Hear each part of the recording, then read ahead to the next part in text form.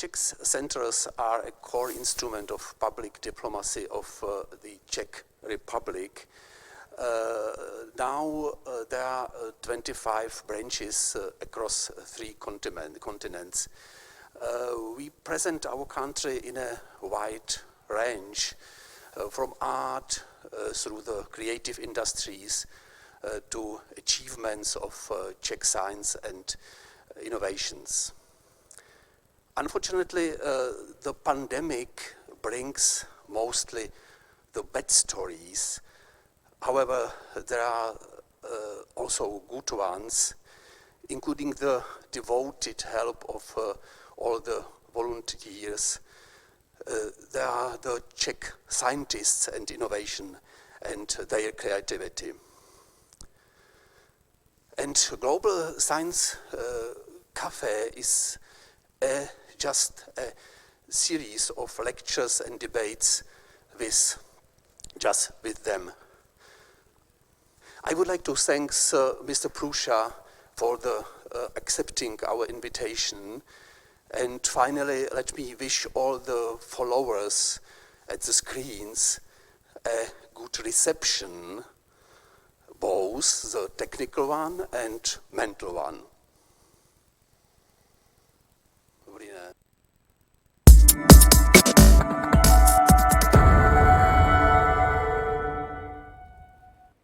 Welcome to Global Science Café, an informal forum for discussing scientific, social and cultural concerns organized by Czech Centres, and tonight's discussion is being broadcast online across the network of Czech Centres in 25 different countries. So we're going out, for example, in New York and London and Paris and goodness knows where else. Our guest today is Josef Průša, a pioneer in the world of 3D printing and printers, and a man who we can say has opened up the world of 3D printing to a great many people internationally. So welcome, Josef. Thank you. I'd like to remind viewers as well that if you have any questions for Josef during this discussion, feel free to send them in and we'll put them to him. Josef, I'd like to start where we are right now in this rather unusual, exceptional situation. The world of COVID-19, unfortunately. And you and your company were responsible for an admirable initiative in that these face shields that we see here before me are 3D printed by your company, by your printers and your machines, and they were provided free to healthcare workers and people who needed them all over the world. Yeah. So this was, as I say, an exceptional project. How did it come about? You reacted very quickly to the situation. So where did the idea come from? So I would say that 3D printing and 3D printers in general are very good in rapid response. They used to be called rapid prototypers or rapid prototyping machines.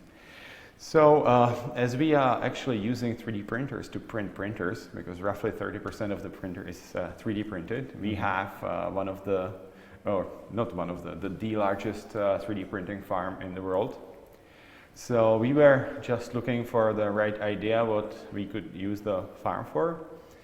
And in the 3D printing community there were some ideas going what to print, mostly 3D printed respirators, which after a brief check about the feasibility of it and safety of it, we found out that it is not a very good idea, especially in the home DIY environment.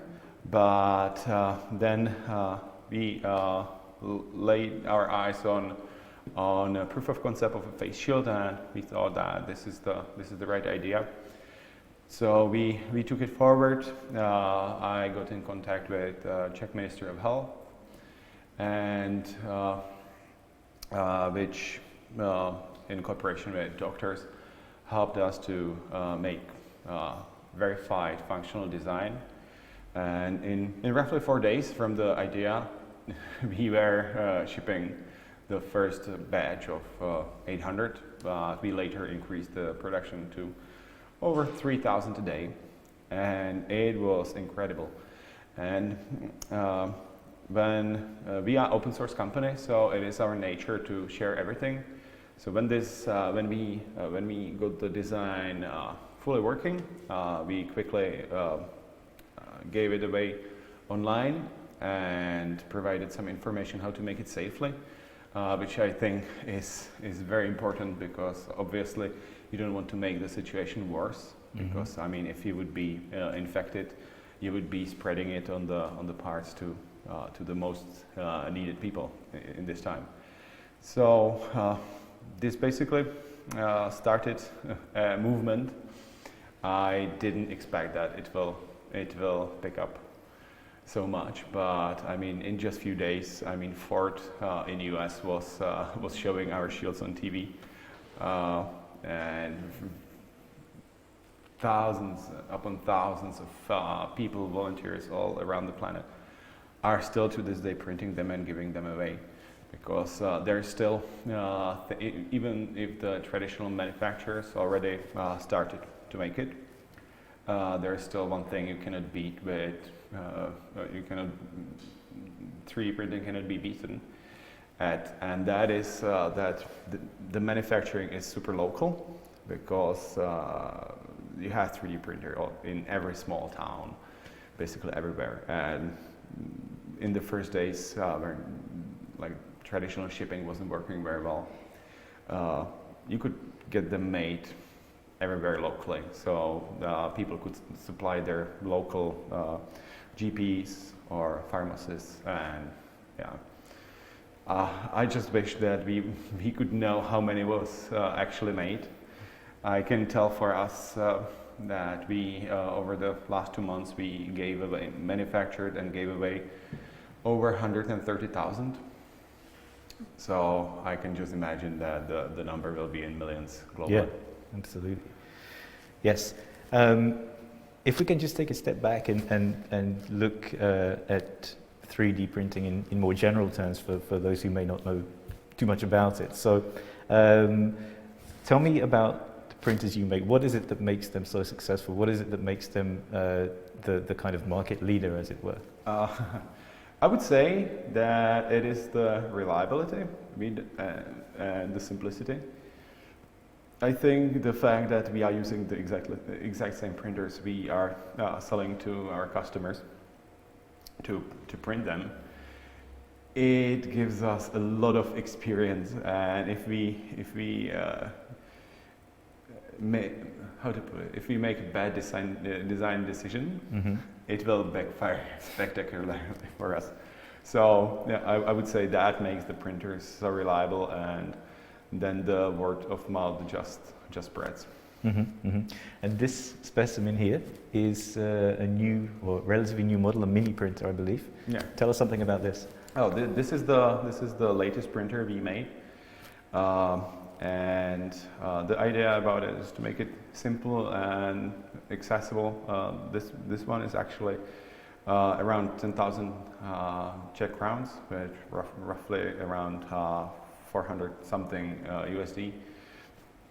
The price is different in every currency, but yeah, make it nice and simple and inviting. So this is our latest thing. You mentioned the importance to you of open source. Can you tell us a bit more about that? Why are you such an advocate of open source? To me, it just makes sense, because I mean, we much rather spend our time making new things than wasting the energy on doing patents, and that is just the first part of it. Because if you try to enforce them, it takes just so much energy. So we much rather push forward and let others to use the stuff we make, and also people can improve upon what we do. The license has a limitation. If you of course use our design and improve it, you will have to share the improvements under the same license. Okay. You are now a very successful young entrepreneur, but how did this all begin for you? How did you get into the world of 3D printing? So it is funny. I was a lot into music. I was a DJ, and I wanted to push it a little bit further. So I started to make my own controllers, to spice things up. And I was in need of making knobs and faders, and that's how I found out about 3D printers. And this was 11 years ago, and the printers are part of the RepRap project, which was started by Adrian Boyer at the University of Bath. So credits to him. And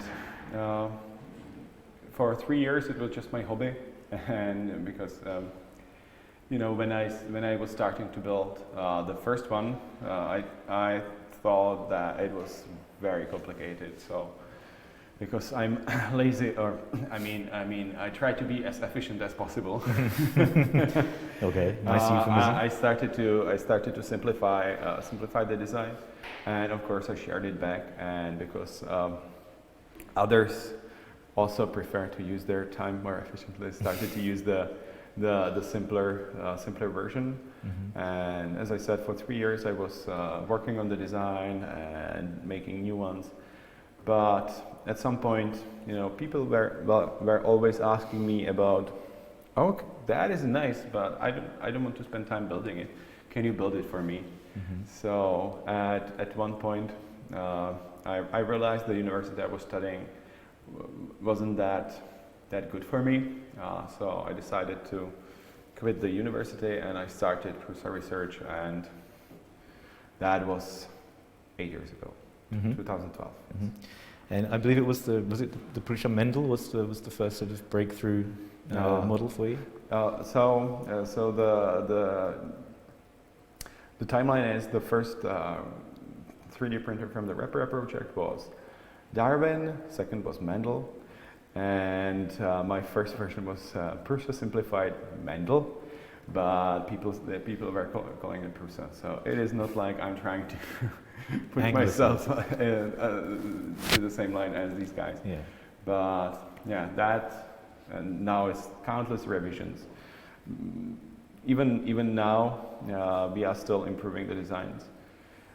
Even when the printer is in production, that is one of the wonderful things about 3D printing, because if we find that we can do something simpler, better, or more durable, we can just upload new files into our farm, and from that moment we have the new design.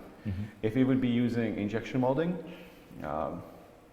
it means you spend a lot of money on each mold. So you probably want to make use of it.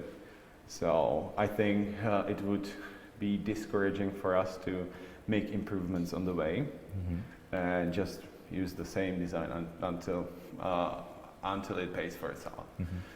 And all in all, it doesn't cost that much more than to 3D print it. Okay. Now it sounds like a very rapid success story, that once you began, things started happening for you very quickly. But were there any setbacks along the way, or was it kind of a smooth upward curve? I mean, that depends from the point of view. I mean, building and pushing company forward is the definition of that is to solving the setbacks, right? So we have setbacks every week, and it is just how business is going. So I mean, to everyone who wants to make a big company, be prepared for that. Well, let's actually talk a little bit about the company, Průša Research.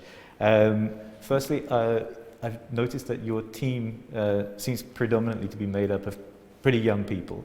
And I'm interested in the process of recruitment and how you put your teams together, and also what you look for in your future colleagues. Wow, that depends, because we are basically multiple companies in one, from the point of view that we are not just making the printer, but we decided to go the way that we will do our own distribution, sales, and everything. And these requirements are completely different for each of the teams. But we are mostly a younger collective, because, well, people who reach to us are usually have interest in 3D printing, and that at this point is mostly younger guys. So that is the crowd from which we pick people. And I mean, all the things about how we choose our new teammates, it's just cliche. It is the same everywhere. I mean, you want somebody interested in the thing what we are trying to achieve, somebody who is a good team member, and we could go so on. But yeah, I think we have very good company culture. Everything is pretty relaxed, because I think if we are growing so rapidly, it is just unnecessary to create extra tension by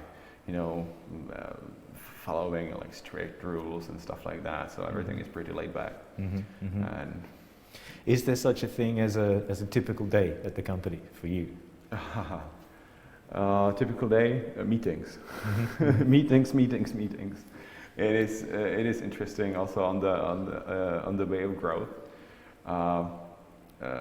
You start with something what is your hobby, but over time you hire in the respective things you can do. You always hire people who are better than you, right? So if I would try to code firmware now, I think my addition would be not that great, or I wouldn't be very efficient. But yeah, it is mostly now doing meetings and trying to set the course for the company, and make sure that everybody knows what needs to be done, and basically make the product this way. Yeah. With all these meetings, do you sometimes wish that you were more hands-on, that you had more time to do that? Oh yeah. Especially, I mean, nowadays, when I was starting with electronics, even 10 years ago, now all the tools, and it is much nicer. Maybe because of the STEM education and stuff like that. So all the tools and toys. I mean, all the electronics and gadgets is toys for me. So yeah, but I plan to pick up some projects personally soon. Just to return briefly to the context of COVID-19, and we were talking about your team and your colleagues. Now in this country, as some of the restrictions after lockdown are starting to be lifted, questions arise about how to keep people safe in the workplace. And I know that you recently wrote an article about this. Yes. Can you share with us some of your ideas about how particularly smaller companies can try to keep their workforce safe? Oh yeah. So basically, I think the COVID is not a sprint. I would say it is a marathon. So I think it's best for people to look at the whole list, because I can just name few simple ones, and it is on prusaprinters.org. I think it is the latest article. But I mean, as we are a manufacturing company, we are trying, and there is over 520 of us on single location. If we get few cases, I think it would spread rather quickly. So obviously, everybody wears a face mask in-house. Only exception is if you are in your home office. But when you are meeting in meeting rooms, and we try to have as few in-person meetings as possible. then everybody wears it. But we also, it is things like you never can just like say, and now everybody wears a face mask, because people would get angry. It is always about, you know, taking the time to properly explain why we are doing every single thing. But one of the very simple things which basically costs nothing, when we are changing shifts, we added a 30-minute window between the shifts so we can disinfect the workspace, and also the amount of people in the locker rooms or at the exit doors. We have the same exit, and people go there inside too. They don't meet, so if in the case somebody would be infected, we wouldn't have to quarantine the whole manufacturing team. We picked up we analyzed which doors basically are the most frequent. We have terrace in the company, which a lot of people use for lunch and other things. So basically everybody used to touch the same door handle like thousands of times a day. So we got automatic doors, so we eliminated the surface which everybody would share. Same is for the exit. But I mean, it is the little things for the very frequent departments like HR, where a lot of people go. We decided that we will just make a window in the door, so people don't have to go in, because 99% of the requests, when people go pick up, you know, PPE or something, it can be done through the door. Sure. So people don't get in. It is much easier this way to stay at the safe distance. And so on and so on. We could go for ages, and I think we would make everyone sleepy. In the period where people have had to work more remotely and work from home and so on and be online, you know, I think initially people saw that as a kind of a negative, that it was going to make things more difficult. But in some cases, I think people are discovering that this kind of working actually has its plus points too. I think it is. It accelerated the digitalization, and also, we are not doing any meetings in person with external people to our company or other companies, and everything works just fine. And I think like the concept of work lunches and all this kind of things is, you know, we should leave this behind us. It is stuff from 90s. Right. And I mean, what matters most in the business partnership is how the parties, if they act as they should, or if the good is deal. It is not about fancy lunch or something, so a fancy meeting. Right. Tell us something about Průša Lab, which is, you I think describe it as a maker space and a hacker space. Yeah. And I believe this is also a kind of an interactive forum for people to see what you do and so on. Tell us about how this works. So it could also be called a Fab Lab. I think a lot of people would be familiar with that name. But when I was starting with 3D printing, I was living in college dorms, and basically there was no way I could tinker with something. So I was thinking when we got into a point that we could start giving back a little, we took some space out of the company and we made it into a makerspace, which is basically you have membership, which is, I would say, very, very affordable, so everybody can get in. But if you want to tinker with something, you can, and we teach you how to use it.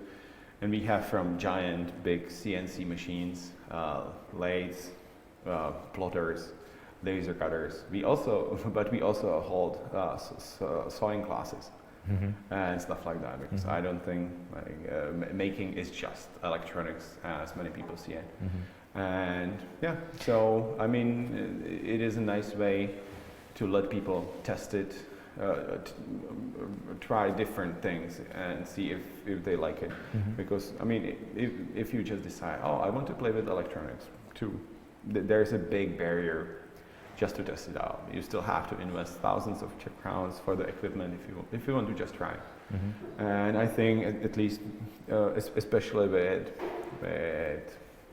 kids and stuff, they maybe never get to try these different things, and so they don't know if they want to pursue a career in these fields. So I think that is also very nice. Do you have specific programs for kids and school children in general to come and try this stuff out? Yeah. We are doing these workshops mostly around holidays. So I think for Christmas we had a class where kids could create cookie cutters and make cookies. So basically they designed it, we 3D printed the cookie cutter, they cut the cookies with parents. It was wonderful. That is for little ones, but we have modeling classes, how to 3D model, how to use 3D printers, everything. Yeah. Okay. But unfortunately, during these times, we are closed, and unfortunately, I think we will remain closed even during the summer, or if we find a way how to open very safely, we might be doing something. We are still thinking about that. Maybe someone has thought this through already, but it might be that we will just make people book certain time and allow just 2 or 3 people in the lab, so we don't have 20 people. Sure. It is pretty small space for this amount of people, so we are just thinking how to do it.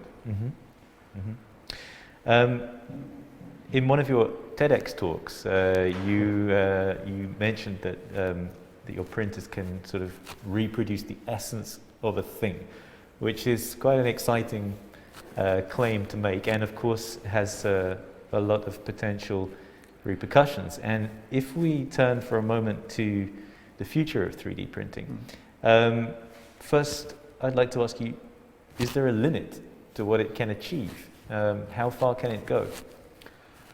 Oh my God. I would say the only limit is the imagination. I mean, obviously people will say, but you cannot print from all the materials. I do agree with that, but I also don't think that the 3D printer is like the holy grail of everything, because it might get used as a part of the process. So if you want to do something metal, you can make, you can make a mold, or not a mold, but you can, if you've heard of lost wax casting, something like that. So you can make the shape with 3D printer, but use different method to use it. So if you are creative, there is literally no limits. And we saw how quickly, with the face shields, how quickly something can be shared and spread around the world, something like this that is extremely helpful for people and has a great beneficial effect. What about some other specific areas that you think could pan out in a similar way? That I mean, you mean like the specialties of 3D printers? Yeah, how 3D printing can change the world effectively, how it can help us in similar ways to the face shields and so on. I mean, in this case, it really helped in a way that before 2 or 3 weeks, the amount of time which takes to start up or set up traditional ways of manufacturing, this creates a nice buffer zone for other things. But what I think 3D printers are very strong in, you can do every single piece personalized. If we would want to print all the shields and each would have the name of the doctor, it would take exactly the same time. So the personalization is one of the things where I think it will be big. Not you hear the stories about You will not go to the shop, but you will download the file. But that is just, a start. But I think what will happen, you will just buy. I don't know well, I haven't invented a name for that yet. But for example, a mug, you will not just buy a mug, but personalizable mug. You could make it. You have the design, but you could make it taller, wider, and you could modify it to your liking, which I think is very nice. And people love this about making that. You can make everything your own. But this is still some time ahead of us. Do you foresee a time where 3D printers in the home are fairly commonplace? I mean, I think obviously it makes nice headlines to say things like this, but I think it will follow pretty similar path to what happened with 2D printers.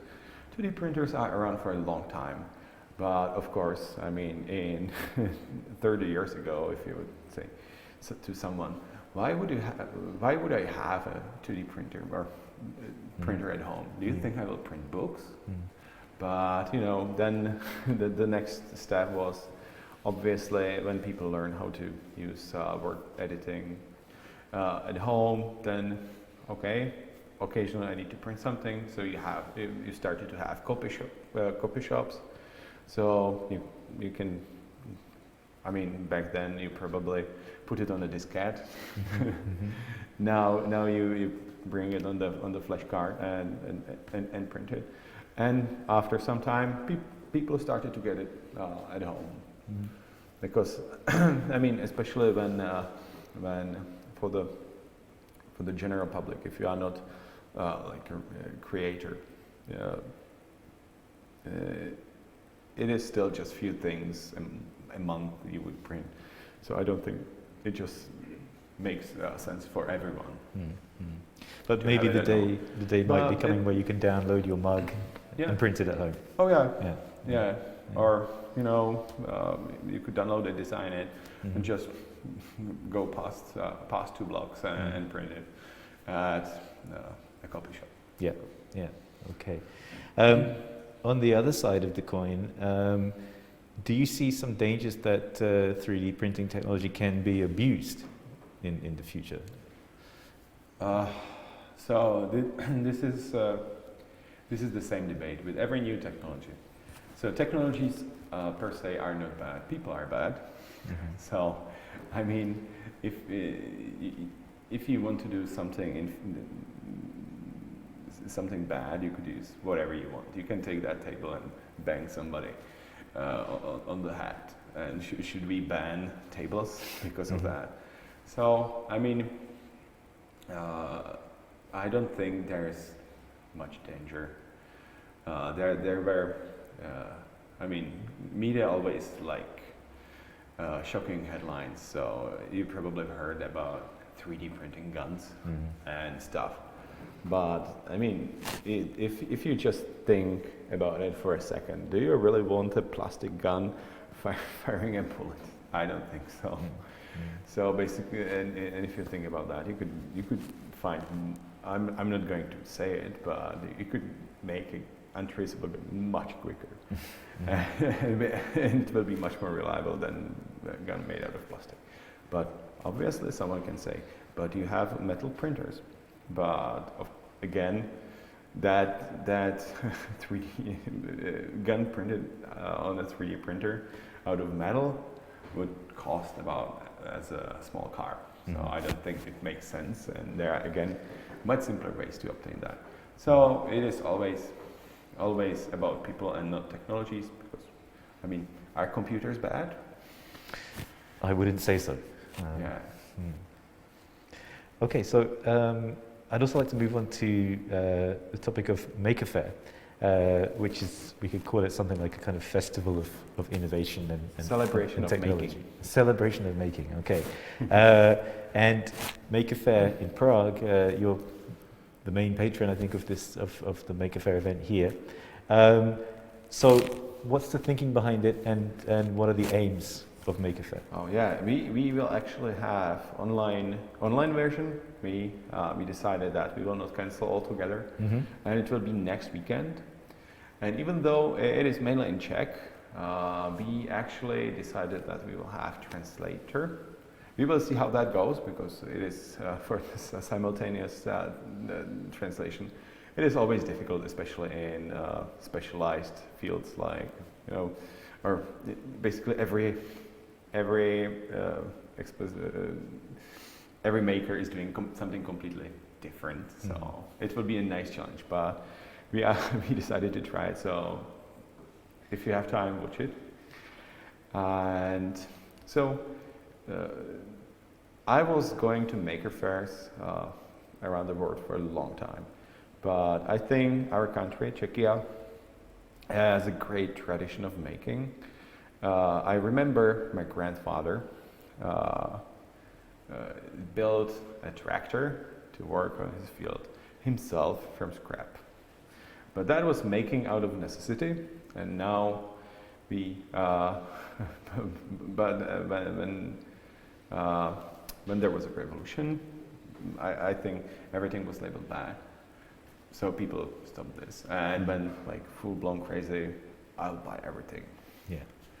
So I think now it's time to start show people that making is cool, and actually we have incredible makers here. But the thing is that people don't realize that the project they are making in their garage might be interesting to someone. So I think that is the main message for the first two. Of the first 2 years here, that we are actually showing people that what they do is cool and interesting and inspiring for someone else. So that is why we decided not to cancel and still do it. And yeah. And what are the dates of this year's Maker Fair?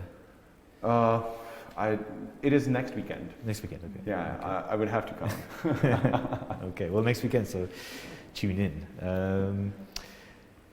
So, Josef, you're a big success story. You've been praised internationally for the speed of the success and so on. And I wanted to ask you, from the point of view of, let's say, people starting out where you were 10, 12 years ago, what you would advise them, and how you think they should make their way in the world. I feel too young to give out advices like that, but I mean, be prepared for a lot of hard work, because I mean, if you want to build a company to last, I mean, that is the difference of us and most of the startup scene now, because everybody wants just to create a company and sell it quickly. So I'm planning to pass the Průša research to my kids. So that definitely changes a lot of your decisions on the way. So definitely start by building solid base you can build up on. If you want to do something quick turnaround. I hate the term serial entrepreneur. A lot of people have it on LinkedIn. So if these go ask me for investment, I definitely don't do that, because it just tells something about the dedication for the company. But obviously you have to do what you love. I think it gives you a lot of advantage if I would say what you do is your hobby. Also, but there's also one giant disadvantage. If it's your hobby, you really spend a ridiculous amount of time working on that. It is much more difficult to divide personal life and the business life. And don't be afraid to ask for help. And what helped me to have someone, don't do it alone, to have someone to bounce your idea on, because from my experience, when you get the idea, the original one is not always the best. But if you are alone, you don't work on that idea for a longer time. Okay. you were telling me earlier that you, of course, travel a great deal, and you said sometimes you go to the States for 2 days and back again, and so on. Oh, yeah. So this experience of working internationally and working in different countries with people of different cultures and so on has obviously given you quite a good overview of the way the world works. And from the point of view of Czechia, this country, and Prague in particular, I'm curious to know how you see the current situation here, if you're optimistic for the future of this country. Well, I would say the more I travel, the more I love it here. I would say we are like the perfect balance of you know, all the cultures, and you know, it is very nice to live here. And obviously your view is always a little bit different, because usually when you follow the news from all around the world, you are shielded from some of the stuff, but here you have everything. So the view is always skewed. But as you said, that when you travel, you get a little bit of out of the box view. So I think we are a pretty great country, and obviously this idea is not transferable. You have to find out yourself. So I would suggest people to travel, but that will have to last, be postponed for a bit.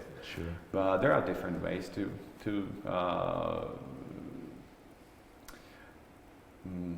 see other cultures. I mean, you can meet with people who are from other countries. You can learn a language. I think learning a language is also great in that regard. Yeah. I believe you're originally from a small village of about 150 people. Oh yeah. And now you live in Prague. So was that quite an adjustment for you? And have you come to enjoy city life? I don't think you have to pick one over the other. Even though I'm from a small village, I mean, thanks to the internet, I grew up with the internet. Right. Yeah, I think I'm one of the first generations which had it here in Czech from such an early age. So I mean, you can be in the village, but you are also connected with the whole world. So I think this difference is also a little bit disappearing. But right now I'm pretty comfortable in a big city. I mean, from Czech point of view, not from the world point of view. But yeah, I love Prague. Okay. Looks like we have a question from somebody in the audience. Martin Vania asks, do you have any examples of 3D printing being used in Czech industry? And is there any way you'd like Czech companies to start using 3D printing in their manufacturing? So actually, there's a lot of companies in Czech using our printers. For example, Škoda Auto. It might not. As I said, it doesn't have to be the final product printed, but a lot of companies mostly use it for making jigs, customized tools, and stuff like that. And also there's a skew in the view that companies often don't share these things. Either they don't have time for that because it is just a tool for them, right? And or if they are doing customer prints for customers, they are also under NDAs and stuff. And so mostly you see people who have 3D printer as a hobby, as a whole. So that is what online you mostly see toys and nice things to look at. But companies are over half of what we have as sales. So. Okay. And we have, best thing is we have some stories from the companies on our webpage. But as I said, we have from Škoda Auto to a crazy company in England we visited. I think this will get people to the website because they are printing animatronic tails you can clip on back of your jeans, and people use it for cosplays and stuff. And it is remote controlled, so you can wiggle your tail and stuff like that. And they couldn't start without 3D printing because it is very, it is very good for low volume manufacturing because, the investment for under $1,000 you can have a factory at home. Right. And as you were asking about starting a business, if you plan to do something which is not software or service, but something which is manufactured, you can definitely, this allows you to try it before you invest huge amounts into like the traditional high volume manufacturing methods. So always try the idea before you go big. Okay. We've talked a little bit about your workload and how hard you've worked and how busy you are. Perhaps just to finish a little something about you, the person. What do you do to relax? Oh, yeah. I think I have a lot of exploration in that field because just after the years, I'm starting to think about things like relaxation. But over the years, you forget how to do these things. So, yeah, I'm thinking. Yeah, actually, I'm trying to get back a little bit into music just for fun, to DJ with my brother and stuff. Tell us something about the music because that's an interesting one for me. You said so you're a DJ and did you also write music or do you also write music? I was just DJing, I would say, and but there are also various levels. But yeah, we play from vinyls, and I was also doing a little bit of step sequencers. But also, as I'm a technical guy, I was building controllers. Because you play music, but there are a lot of ways how you can play with it, and different styles. So yeah, I think if you search hard enough, you can find some of my sets online, maybe. Okay. Yeah, okay. I would have to check if it's still up, but I think it was on SoundCloud. But that had some difficulties a couple years ago, so I'm not sure if it's still there. Okay. Do you plan to play out again at some point? Go and play maybe, live? Maybe. Yeah. I'm thinking in the next few weeks because a lot of people are still stuck at home. Yeah. So maybe do a little live stream on Twitter or something, just for fun. I don't know if you're one of these people who sort of sets targets for yourself or sets goals for yourself, but is there anything in particular that you have in your sights that you would like to achieve? No. I would say we are going with the flow because from experience we have, doing targets usually limits us because we're usually growing faster than the targets we set. So if we set targets, if people see that, oh yeah, we are going to reach that in 70% of the allocated time. So what we will do? We will slow down to make it just in time, right? Right. I don't think a lot of people are like that in our team because I think we are. Everyone just loves 3D printing, so they enjoy it. So, yes. Okay. So, Josef Průša, it's been a pleasure to talk to you. Fascinating to listen to you. And it's already an hour? It's already over. But we have one more question. There's one more over there. Yeah. So, how do you see the future of 3D printing in 10 or 20 years? Oh, it is interesting from the point of view that I think in the technology we use mostly, which is FFF, fused filament fabrication, where you basically it is a glorified hot glue gun.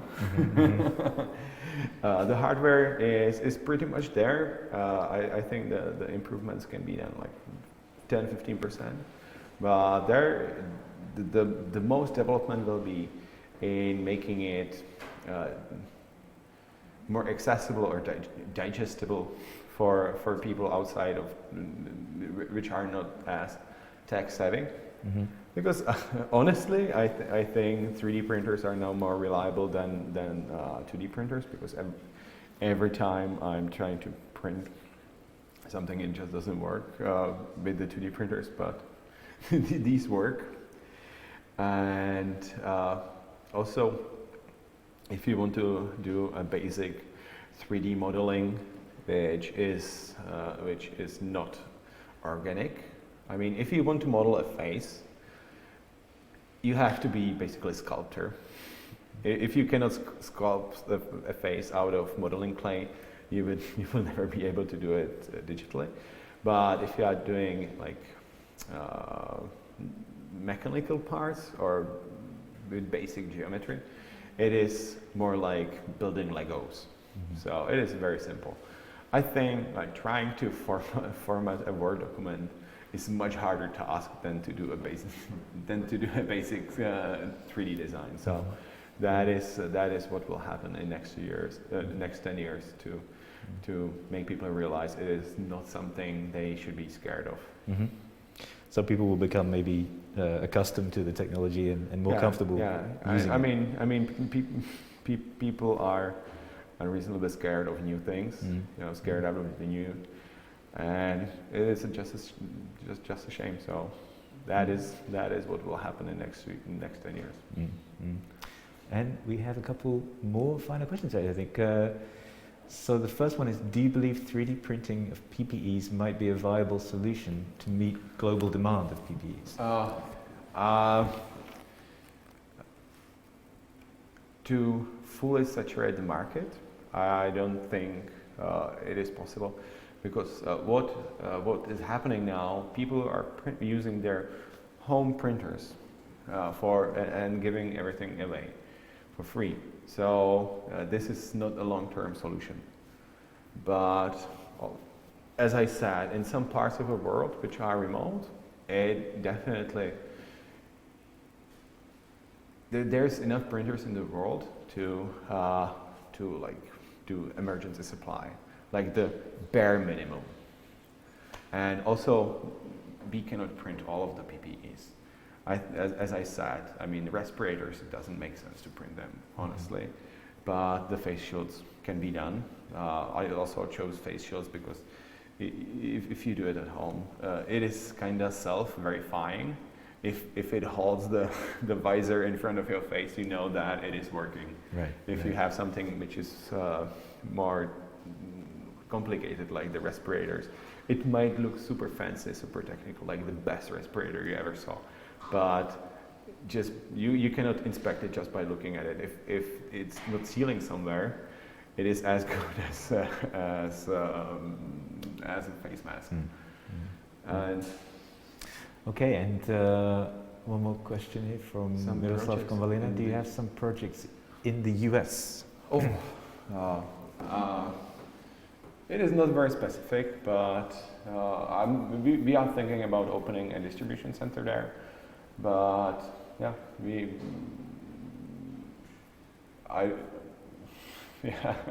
It's a plan at the moment, right? It's, I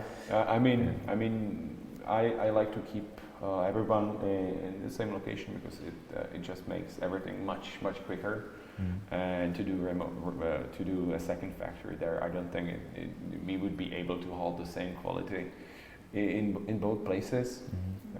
I think Boeing had problems with that too. Yeah. So and especially now, everything is uncertain. So if we had some projects, everything is on hold now. But here in Czech, we are still growing. We are still hiring. So it is nice. Okay, so Josef, thank you very much for your time today. Thank you very much for inviting me. It was a pleasure. Yeah, it's been a pleasure to talk to you too. Thank you out there for watching us, and be sure to join us for the next Global Science Café in June. And I wish you continued success, Josef, and thanks again. If any one of you has other questions, feel free to ask me on Twitter.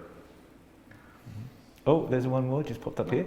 Lucia Kuligova says, and how do you believe the world of 3D printing will look after 100 years? I mean, so we're moving on 10, 20, 100. Will we all have a printer at home like a toaster? I mean, maybe she means in the shape I of a don't toaster. think it is possible to predict what will happen in 100 years. Mm-hmm. in general, maybe we will not be here even. I don't know. Yeah. We will see. We will see. Key question is though, will we be able to print toast in the future? No. It is not as a toaster. I know, I'm joking. But yeah. All right. So thanks again. Thank you very much. All the best. Thank you.